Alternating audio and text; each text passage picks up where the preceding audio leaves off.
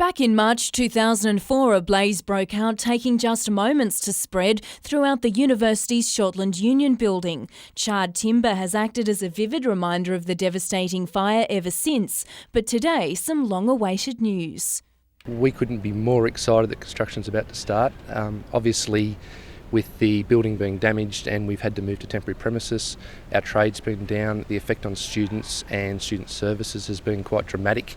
In fact, the union says it's lost about $250,000 in trade. So why has it taken 18 months for construction to get underway? The university says it's been designing plans to meet new building standards, including disability access. There's also been a lot of negotiation with the union so that the facilities as they are reconstructed will reflect the needs of the business in 2005 rather than when the building was originally constructed well over 30 years ago. The fire started in the kitchen of the Alloy Thai restaurant and quickly spread through the Shortland Union, destroying a news agency and offices in its path. It's not yet known if the restaurant will be reopened. The project will cost $2 million and will be complete for the start of semester in 2006. Jane Goldsmith, NBN News.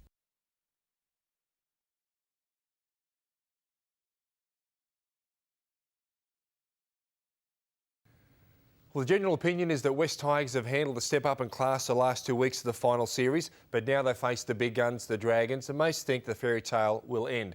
The level of pressure and intensity will lift, there's no doubt. The star-studded Dragons, the competition heavyweights, will start as favourites, but I think there could be an upset.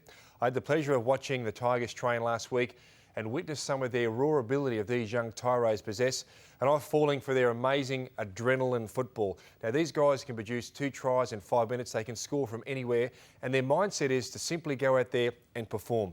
Tin Sheens should certainly take a bow. His style of coaching is not only great for the Tigers, it's great for rugby league. Aussie Stadium will be at capacity, and so will be the Tigers, in trying to match the strength and strategies of this Dragons outfit. I'm tipping a little bit of September magic will prevail for the West Tigers, and they'll get up. This time last year, North Queensland had so much momentum thanks to all the hype behind their first semi-final series. Now, this time, to their credit, they're here again, but the Cowboys have limped over the line, flogged by the Tigers 2 weeks ago, and they were lucky to get over the Storm last week. Parramatta is a well-oiled machine ready to pounce. Brian Smith knows how to get teams to the grand finals. Winning one is what he really wants, but that's next week. Sit back and enjoy this highly talented and structured Eels outfit go through their paces. Enjoy the final series, the big one next week. Have a great weekend.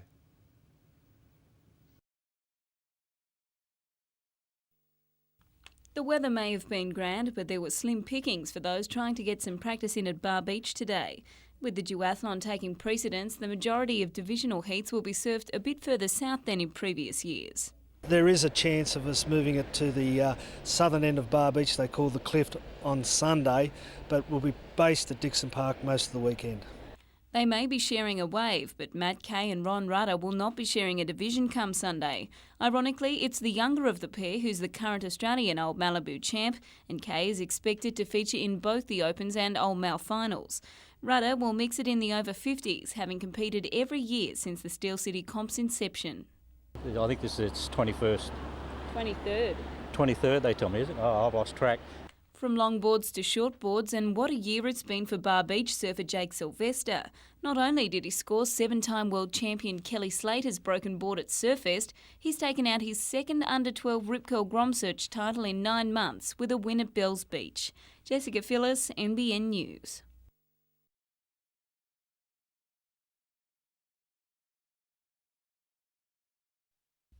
"11-year-old Melissa Graham is the toast of her schoolmates as one of the entrants in this weekend's Miss Windale pageant. Well, I thought it might be a good experience for me, and I love my community very much. There are plenty of girls in the Lake Macquarie suburb, and any one of them could be a future winner if they have the right qualities. Somebody who loves the neighbourhood, who loves the name Windale, where we've been branded, and we just want to bring the young one together and get them more involved. Somebody with a lovely, friendly personality to match the community that we live in. Probably good legs that'll help for a start. I don't know, probably friendly. What around Windale? Lots of good sorts in Windale? Yeah. The winner will be crowned as part of a full day of festivities, including caravan displays and family entertainment at the local footy oval on Sunday.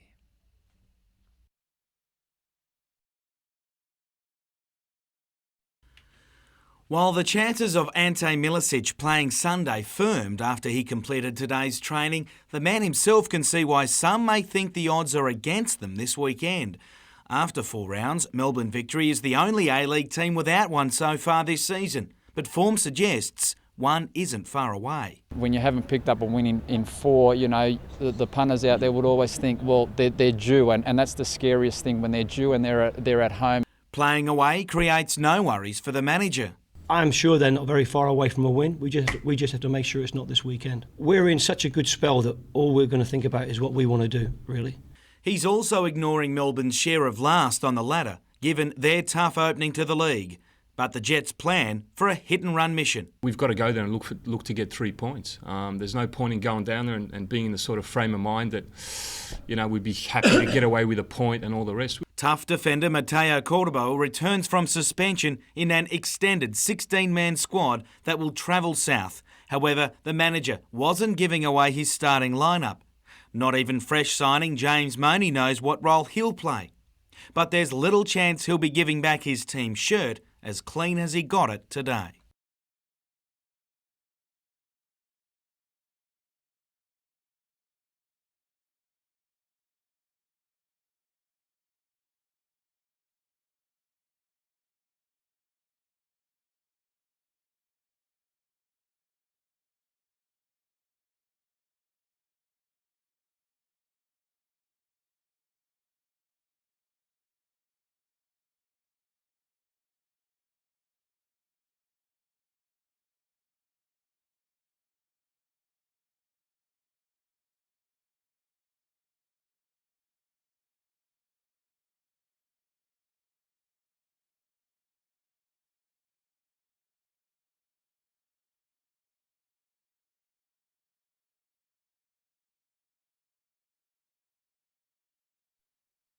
If the school holiday fill-up left your wallet a little empty, prepare to have a heart attack at this truckie's bill. It's not just rising fuel prices, but unrealistic freight rates that owner-drivers say are forcing them out of business. That's why even company drivers in the Hunter are generally supportive of today's blockades. Going back to the late 60s, early 70s when we had them, and things started to change, but all of a sudden, bang, the government stepped in and said no more of this, no more of that, you know. Owner-drivers are going to the wall. You know, people are losing homes and businesses and everything. Something has to be done. As owner-drivers who don't get enough money for the freight they cut out of Brisbane, it might get through to someone's head that they need better freight rates. I used to see a lot of coal trucks and a lot of owner-drivers up through here now. No, they've all gone to the wall, all sold their businesses, so they're working for companies now.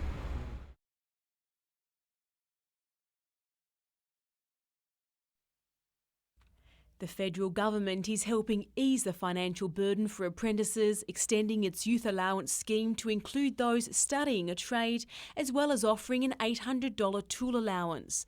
It's also in the process of getting 24 new Australian technical colleges up and running, and will hold expos around the world in a bid to attract 20,000 skilled migrants.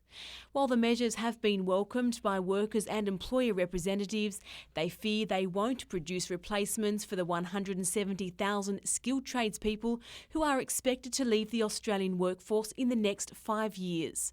Changes to the apprenticeship and education systems have been suggested. One of the things that we're seeing so much in industry is the need to continually reinvest in technology, and those skill sets then really change. So the apprenticeship system and the education and training system really needs to reflect those modern industry requirements. I think there still could be some direction on changing the syllabuses to make them much more relevant for students. Employer representative, the Australian Industry Group, is flagging a national advertising campaign, while the federal opposition believes it has the answers, proposing a $2,000 incentive for apprentices who finish their training. It's also calling for an extension to school-based trade apprentices, making way for an extra 4,000 places each year. Investment again. Encouragement in all its various aspects to people to take up apprenticeships, take up trades. One group doing just that is the Hunter Valley Training Company, which was established by the New South Wales Government in 1981. This year, the company is training and employing more than 2,000 apprentices across New South Wales. I think there's been a very definite change in momentum towards careers in the trades, and that can certainly be seen in the number of young people that we've got applying for our apprenticeships. What's become clear is that no one really has a true picture of just how bad the situation will become, with varying figures on the number of vacancies we can expect in the next 5 years. It seems in the near future at least, finding a tradesperson could be like finding a doctor. You can expect to be on a lengthy waiting list.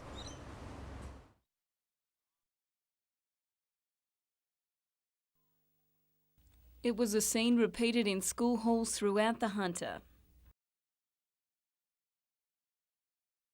With the token sad song playing in the background and their peers clapping them out, Merewether High's Year 12 students bid farewell to 13 years of full-time education. It was a little too much for some to deal with, having to stop halfway down the aisle for some encouragement. And once outside, the tears really started to flow. I can't feel anything, it's just a shock. It's a bit of relief. It's good, but it's sad. Some wanted to capture the moment forever, others got in some early essay practice, but most graduating students today were just looking for a hug. But you got the feeling it was just as hard for the parents. Very emotional experience to watch your little babies grow up. They're out in the big wide world by themselves now, and it's very hard for us. And once the celebrations died down, it's heads down, bums up, with HSC exams less than 4 weeks away. Jessica Phyllis, NBN News.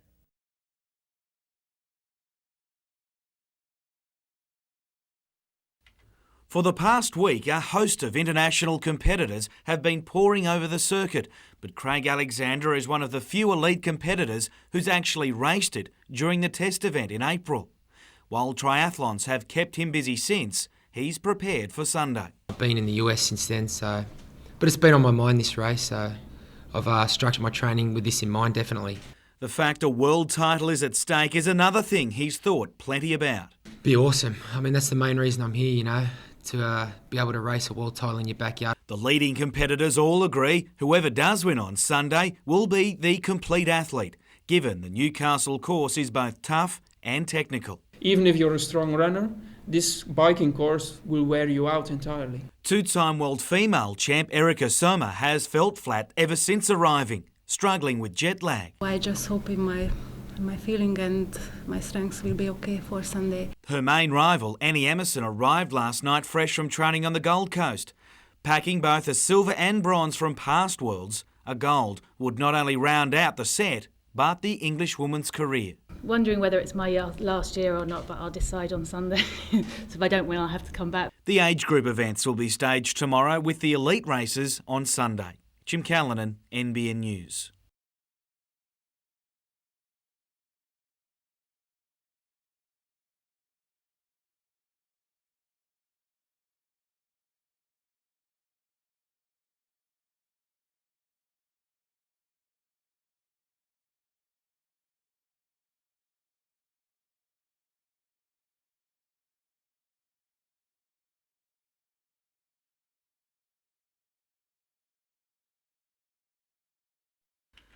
The only thing organisers couldn't plan for was the weather, but prayers were answered today with a stunning Newcastle day, greeting competitors from some 35 nations for the age division races of the World Duathlon Championship.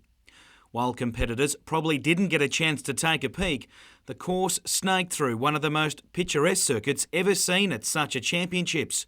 But better yet, it draws the best out of the athletes. For a technical course in a coastal city, you know, with this kind of deal, it's just a great course. You can't fault the course. The course is actually going to make good racing. It brought more than a few undone today, the heat sapping thoughts of podium finishes, with just finishing seeming a good result. There certainly wasn't a lack of support as a stack of spectators lined the course which stretched from the foreshore to Bar Beach. Tomorrow's elite races, however, will contain additional laps of a tighter course that winds up through King Edward Park and the foreshore. The beach seemed a better place to be for these board riders. However, there was a distinct lack of swell for the Steel City Malibu Classic today. In the six-man open final tomorrow, 5 will hail from home breaks, with former winner Josh Ferris and previous place-getter Matt McKay amongst them.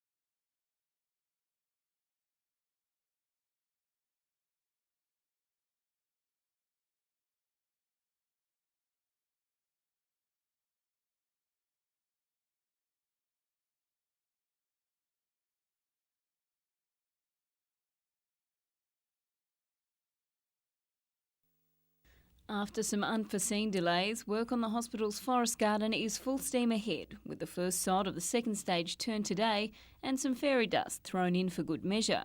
It may not seem as though much has been done in 7 months, but work that has been carried out has provided a solid foundation for the large-scale planting project to follow. So that was all foundation work, and now it's really what you call, I suppose, in the term soft landscaping. So all the trees come in and the paths come in and the water tanks are in. Constructing a forest garden amidst hospital buildings is no small task, with every tree and even the dirt having to be lifted in by crane. A completion date has now been set for the project, which, when finished, will be similar to havens created for ill children in Sydney. The garden will open on the 15th of December. It's the children's Christmas party. Jessica Phyllis, NBN News.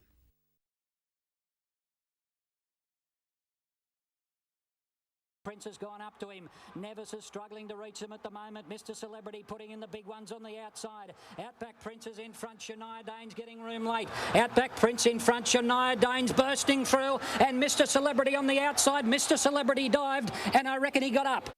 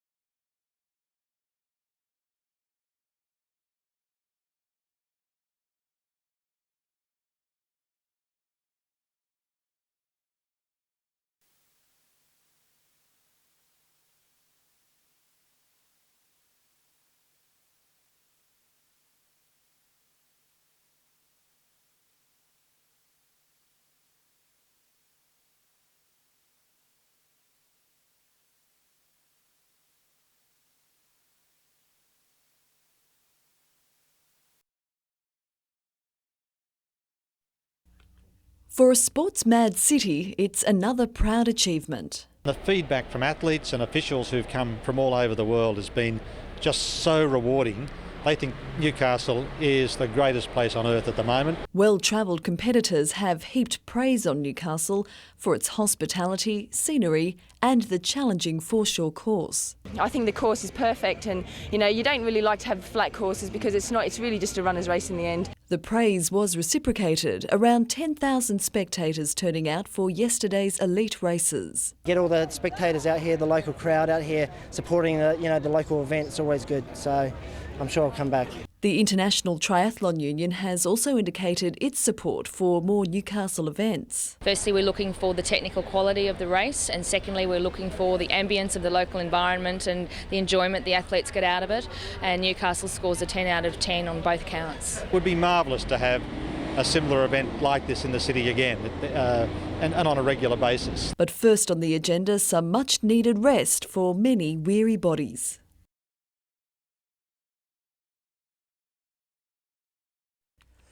It's a tranquil place and a photographic backdrop that's been missing from Newcastle's cityscape for 8 months.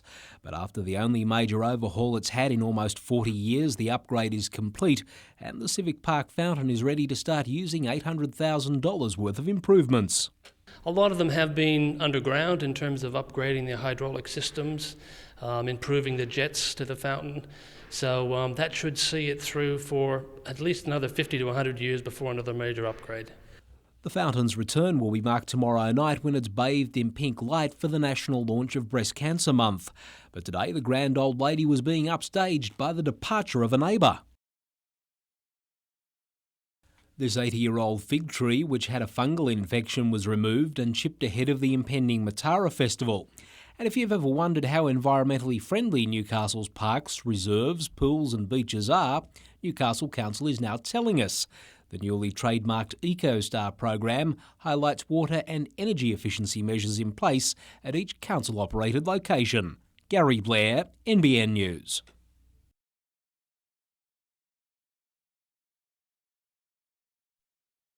It was Newcastle's first real away trip of the A-League season, but they made themselves right at home early, with Ante Milicic tapping in, only to be called back. On closer inspection, it seemed a close-cut thing, but the call was always going to stand. His partner up front had a golden opportunity to make up for it minutes later. There was little doubt Steve Pandalidis found the mark, while Liam Reddy helped make sure it remained 0-0 at half-time. Melbourne signalled their intentions after the break, and after some sustained pressure, they drew out a free kick. From that, Archie Thompson found himself all alone and heading home for goal. After leaving Reddy stranded, Thompson turned his attention elsewhere. The Jets fired up looking for the equaliser, but just couldn't break through. In the end, it was lucky not to be 2-0, as the victory finally lived up to their name.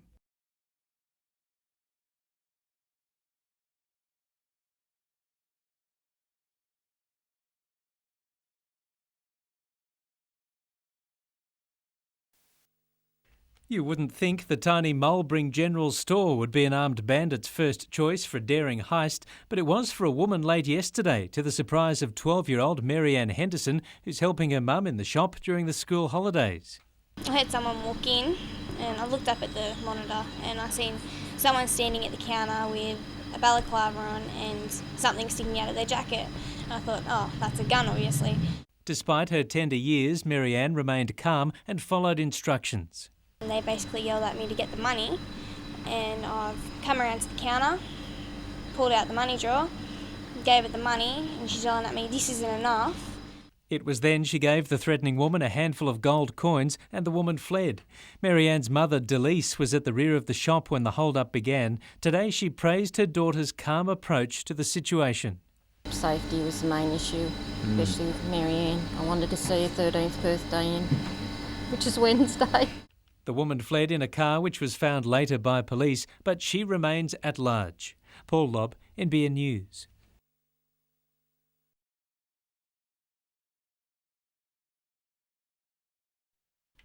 For many sports people, golf is more about relaxation, but put a group of them together and just watch the competitive streak come out. Oh God, yes, we're competitive. This is a lot of fun, and I think that's what makes the concept quite fun. The former tennis champion hopes to find the best golfer amongst Australia's leading sports people, outside of golf professionals. Always keen for a hit, Rugby League's Danny Badeiras fell victim to the testing layout. I'm 6 holes into it and probably count myself out of it already. There were more than just test kangaroos at the Pacific Dunes course, and gamesmanship at every turn. It's great to see Melbourne Cup winning jockey Damien Oliver up and about again these days. But fellow hoop Glenn Boss has made springtime his own the last few years, and today was no exception. It was worth taking a bow on this tough day out. As you can see, first and foremost, I'm a professional golfer, and second of all, I ride horses. But Next question, mate. This pairing probably summed up the day best. It's not about your stature in your chosen sport that makes the grade. It's simply who wins on the day. Jim Callanan, NBN News.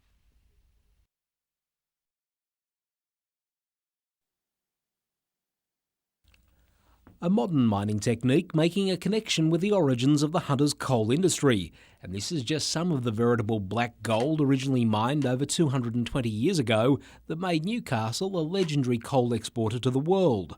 Today's drilling at the base of Fort Scratchley was the arrival at first base for Newcastle University's Coal River Working Party and their supporters in the search for those original convict mines. It's been like trying to restore lost history back into the present, and there's a key miner involved in all this. This is John Platt. He was the only miner in the colony at the time and had a fantastic reputation. With the holes drilled into the concrete that covered up our mining heritage, the next task is to find a generous benefactor to fund putting cameras into these pipes and begin the journey into the mine workings to see how our coal mining forebears did it. It'd be fantastic to actually get in these voids and have a look at what's in the tunnels themselves and give the people of Newcastle a bit of a look into where it all started for them. And the excitement of today's event already has those involved talking about just how great it would be, if possible, to turn the mine into a tourist attraction. Gary Blair, NBN News.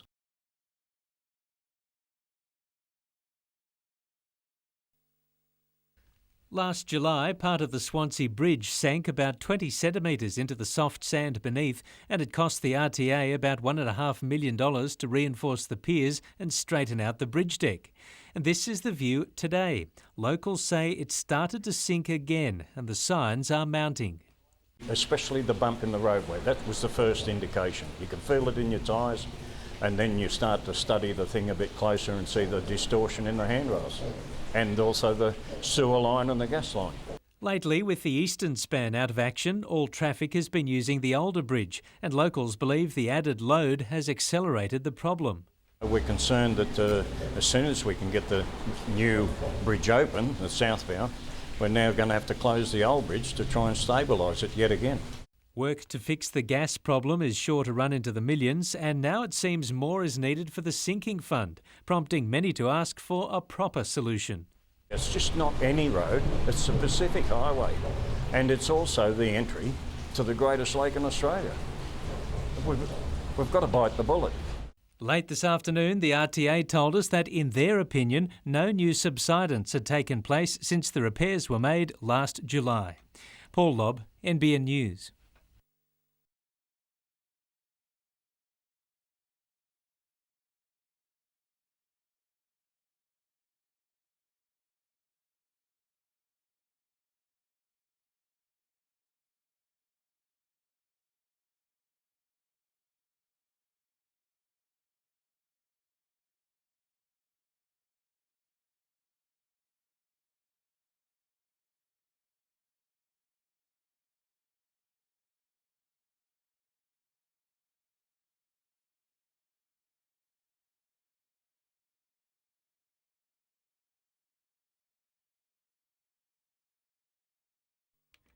The Pirates are enjoying a 9-day spell from competition, but that hasn't affected the intensity of their training. That may have something to do with coach Adrian Hurley calling on his players to fire up. It's more a matter of being physically and mentally tougher under pressure, and I think we're struggling with that because of our lack of pre-season, with a lack of match play. And Ben Melmoth says being more physical on court certainly wouldn't hurt. It's got to do with everything from running our plays properly, being disciplined, to taking the right shots and just being smarter. Injured import Odell Bradley is expected to return Friday night along with Russell Hinder, who suffered 2 inflamed Achilles, the 9 days off allowing some welcome recovery time. Geordie Cullen's not expected to play though after undergoing surgery on a cracked molar. Jane Goldsmith, NBN News.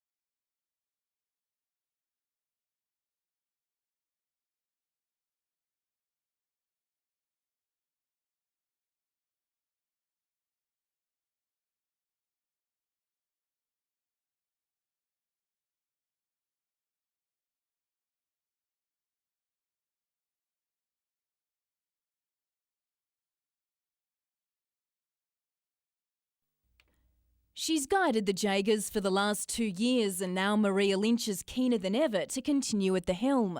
So today's news of her reappointment as coach was music to her ears. I think the 2 years service that I've put in and the development that the players and the team have gone through all went well for my reappointment into that position. So it's onwards and upwards for sure. The Jaegers finished 5th this year, while in 2004 they ended up 6th. Maria believes that after coming oh so close, they can secure a finals berth next time around. Definitely we're looking at targeting getting into the semi-finals. We were very close this year, and as I said, it was just a couple of losses that were big losses that affected our chances. And it's good news for the Jaegers players. With continuity of coaching staff a bonus, she signed on for another 3 years.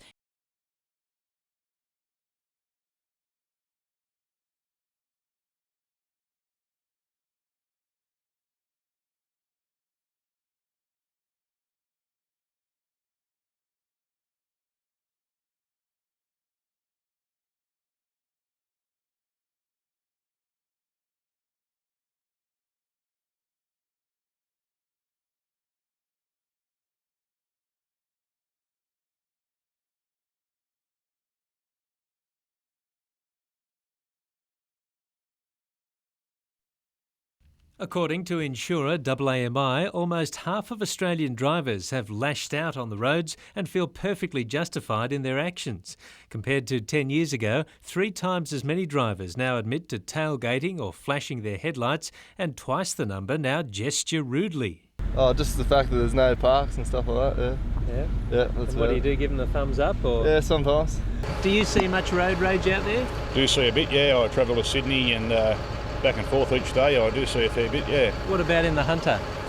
Yeah, it is on the rise, yeah. Despite setting up camp at some of Newcastle and Lake Macquarie's busiest intersections, we found mostly happy drivers on the roads. Just let it go over my head, mate. I don't like slow drivers in the right lane though, that bothers me a little bit. Yeah. But other than that, I'm pretty cruising. And look out if you visit major shopping centres. The NRMA says the number of crashes in large car parks is rising dramatically, with Christmas the worst time for fender benders amid the shopping frenzy. Paul Lobb, NBN News.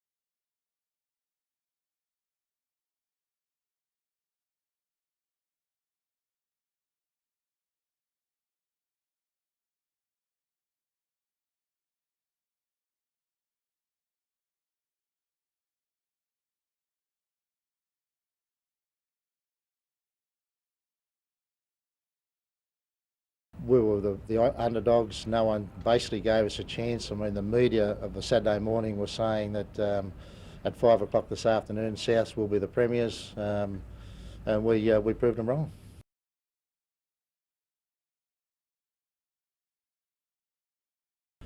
I think from the last 8 or 10 or 12 weeks they've been playing outstanding football, and really I can't see them getting beaten.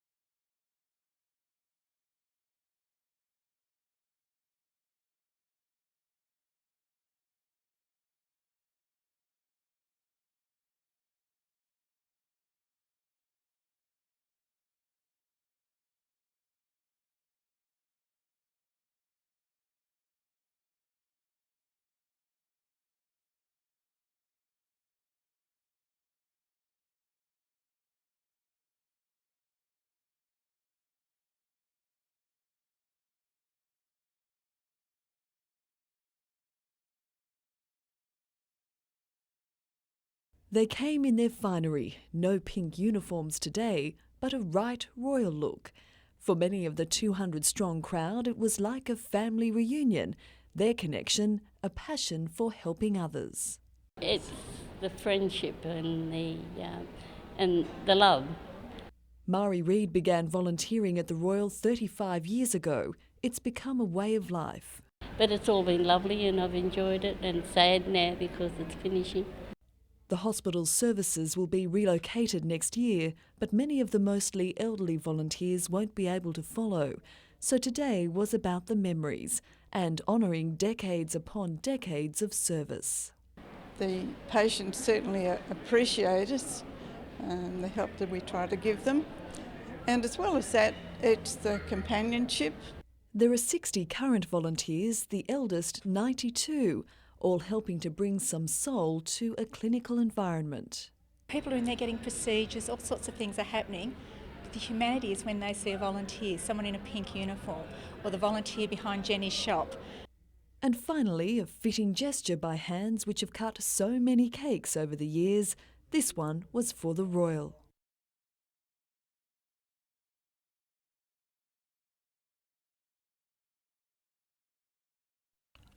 Construction and property is one of our leading sectors according to recruitment firm Hudson, and they are considering hiring over the next few months. The company surveyed over 8,000 employers nationally, with more than half of their Newcastle Hunter construction and property participants saying they want more staff. The fact that people are going to be moving up here and moving away from Sydney, there's a whole heap of developments for residential and business, industrial related sort of construction moving forward. So it's huge. The pendulum of labour supply and demand is firmly in favour of workers, with an admission from our region's employers that good staff are wanted. Yes, they certainly are, and I think the key message is everyone's fighting for them at the moment. So what we've got to think about is how we can actually develop and keep our current staff. While rising oil prices and interest rates have started to influence employers' decision-making elsewhere, Newcastle and Hunter firms are the most confident in Australia at present that they will have to take on more staff during the next 3 months.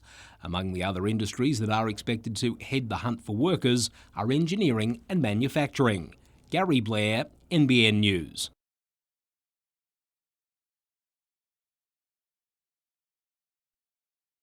They're a bunch of budding broadcasters, mostly young radio presenters and music buffs, voluntarily pouring passion into their very own youth radio station. And the results, well, they speak for themselves. Simply tune in to 100.5 FM.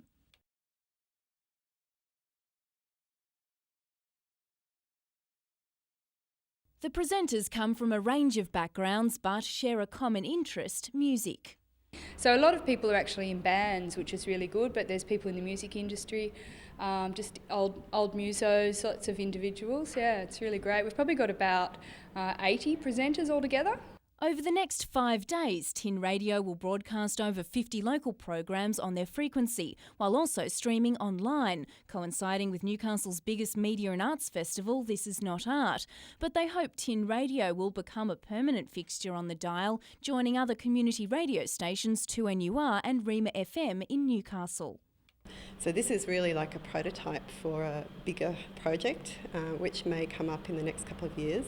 And we're just seeing, who's out there, and we've just been amazed at how much talent Newcastle has. Jane Goldsmith, NBN News.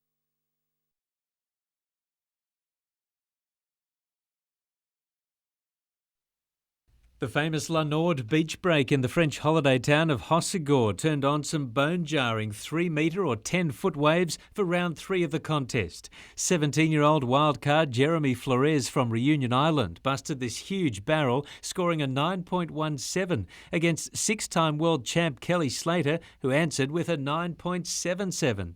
I knew that he was going to get at least one big one. I thought he was going to get 2, so I knew I was going to have to work. American Dane Reynolds went deep undercover. God, it was just like the most perfect wave ever. I couldn't have really blown it. And they liked it, got a score. Needed a 7-1 and got an 8 something. The Gold Coast's Luke Egan was swallowed up by a monster but came out the other side, happy to advance but cranky with contest organisers. Yeah, I managed to be in the right spot for a left-hander, and it's a full luck factor out there today. My opinion is they're rushing the event. They're actually blowing it by having the contest today. It's not really fair for both competitors today, and they should be waiting till tomorrow. I was lucky a good left came, that was the only reason I won, and everyone else is going to have the same luck to get through. Brazilian Victor Ribas hit the green room, knocking out Byron Bay's Danny Wills in the process.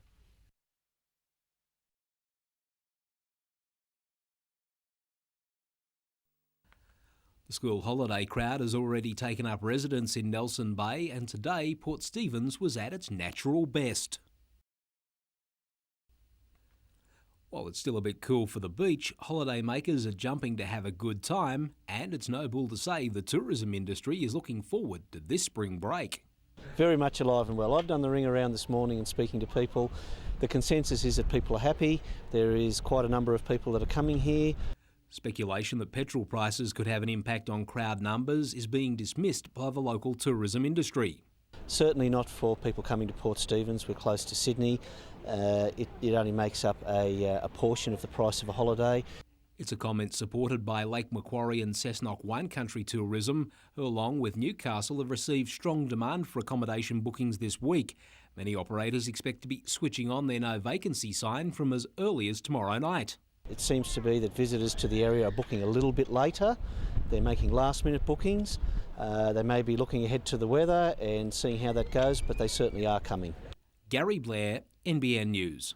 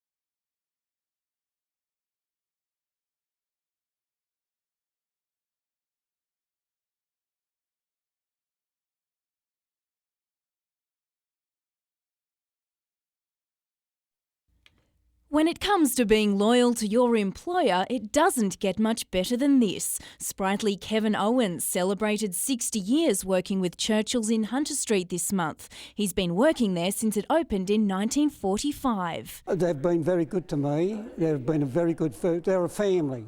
They're a family organisation. Starting as a sales assistant on the floor selling furniture and carpet, Kevin's now the stock controller. Keeps you more alert. If I didn't come to work, I wouldn't know what to do. Hunter Valley Research Foundation randomly surveyed 300 local business leaders, asking them to compare workers aged 55 years and older to younger staff. And the results were emphatic. More than 70% agreeing staff over 55 years of age were better workers. I think the main message that we got was that Hunter businesses in general seem to be very positive about older workers in the workforce. They were particularly positive about the reliability of older workers, their loyalty and their work ethic. And at 76 years of age, is Kev ready to retire? Well, that's a good question. I think it all depends on your health. If I'm lucky enough to keep me good health, I'll keep going as long as I can and as long as Paul wants me to.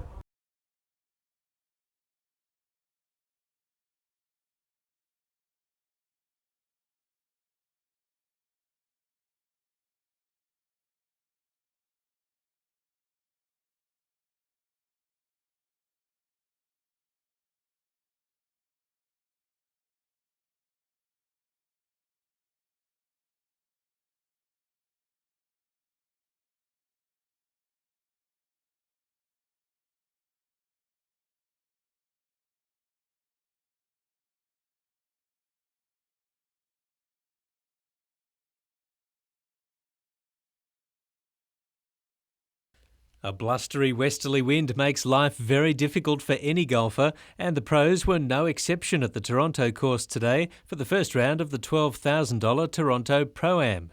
It's very hard for the players to actually pick their ideal club that they'd like to hit. They've got to hit knockdown shots and be very versatile for the situation. Defending champion Newcastle's Ryan Smith chipped onto the green only to have the strong tailwind give him a touch too much momentum.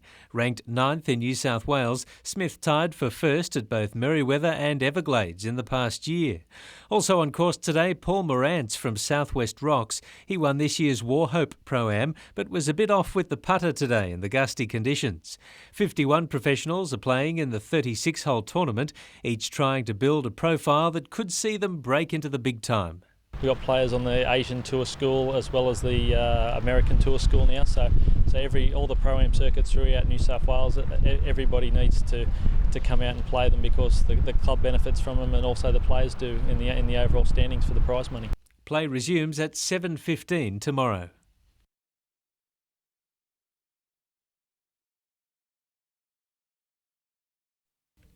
It could be called Recycling World, the huge teeth services facility at Thornton. It's where recyclables from Newcastle and Singleton end up, and today it was the focus of a special tour.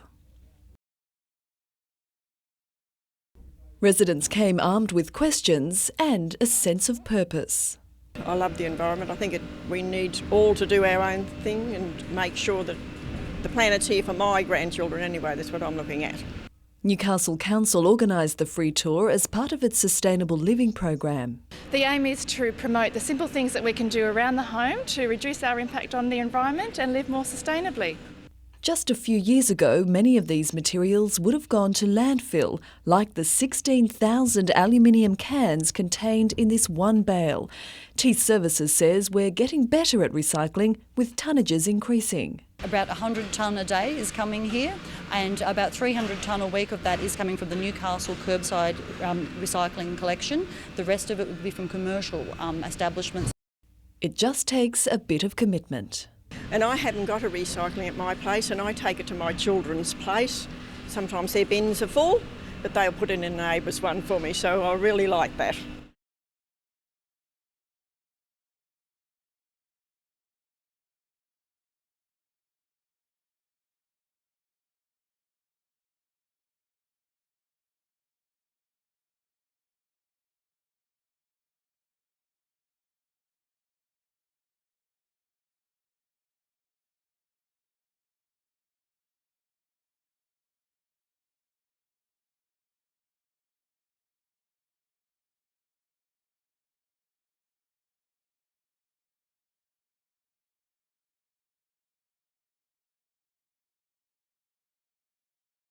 It's certainly not a decision Stephanie and Tony Mortel have made lightly. After months of soul-searching and almost 50 years since Mortel Sheepskin Factory began production, the business is now for sale. When you find out that your health's not as good as it could be, or there's an issue that you can't resolve with it, it's very, very hard to focus on a thriving business and getting yourself well again. The Mortels say their business is continuing to grow at a steady rate, and they've quashed rumours they're trying to escape a battle with an American company over the word UGG as a trademark. In fact, they're hoping the matter will be resolved before the end of the year, ensuring Aussie-made and grown products can continue being sold under the name they're known best. Meanwhile, there's expected to be increasing pressure on private olive processing plants in the region following news the Hunter Olive Cooperative has gone into voluntary liquidation. Even after a decade of growing olives in the Hunter, there's still not enough fruit to sustain the co-op's processing operation. Colleen West, NBN News.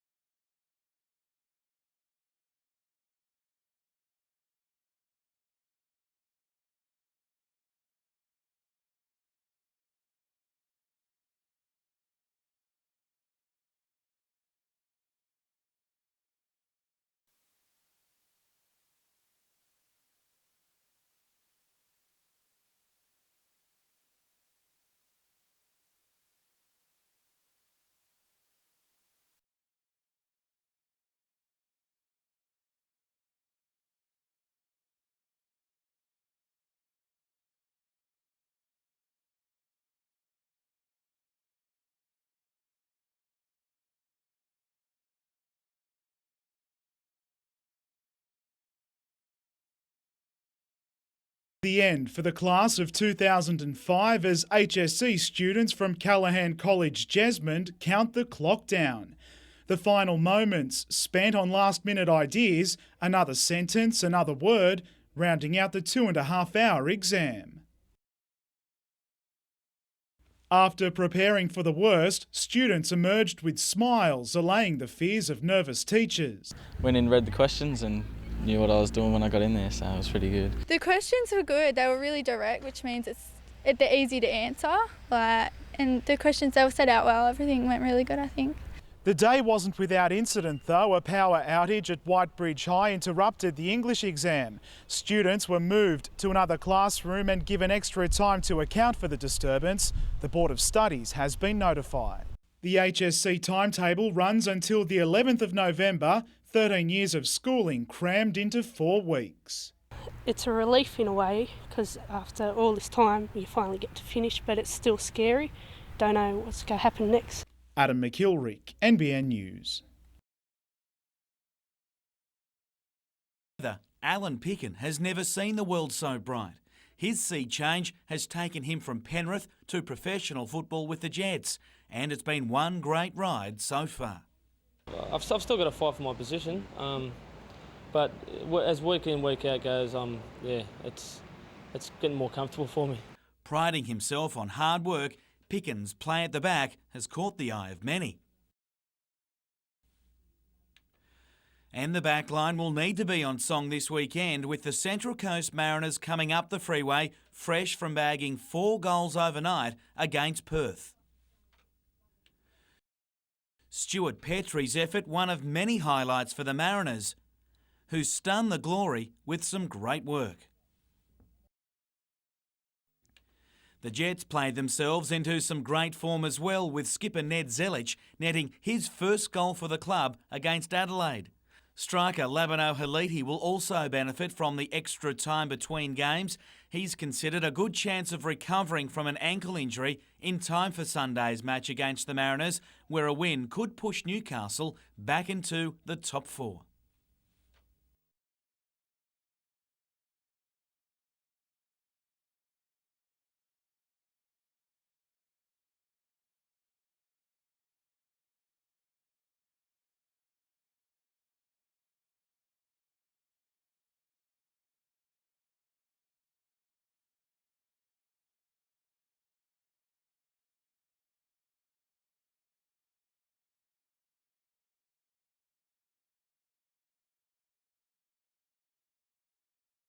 Recent shooting statistics make grim reading for Pirates coach Adrian Hurley.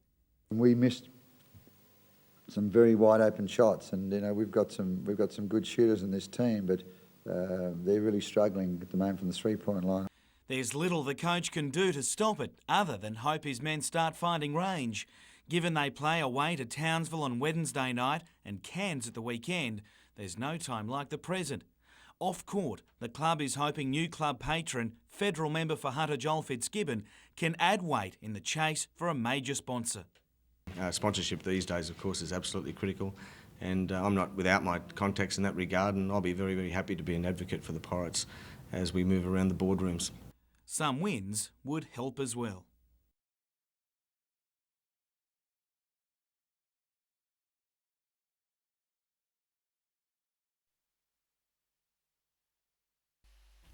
At a time when Tantrum is producing some of its best work in the past 30 years, a lean bank account doesn't reflect how rich the company has become. We've had people go on to work in the industry, but also I think everyone who's part of Tantrum actually makes great friends and has experiences that give them a lot of life skills. This show is part of a fundraising campaign launched to prevent the city's only professionally run theatre company from folding. We don't want that to happen, so all of the members and all of the families and hopefully ex-members and also the Newcastle public, we hope will rally for Tantrum. Tonight's performance in Newcastle is a sneak peek of Tantrum's latest work in progress, inspired by rugby league. We're looking at fans and the fanaticism of fans and obsession with celebrity, and it's a lot of fun, but it also has, I think, a really interesting set of ideas or messages for people of Newcastle.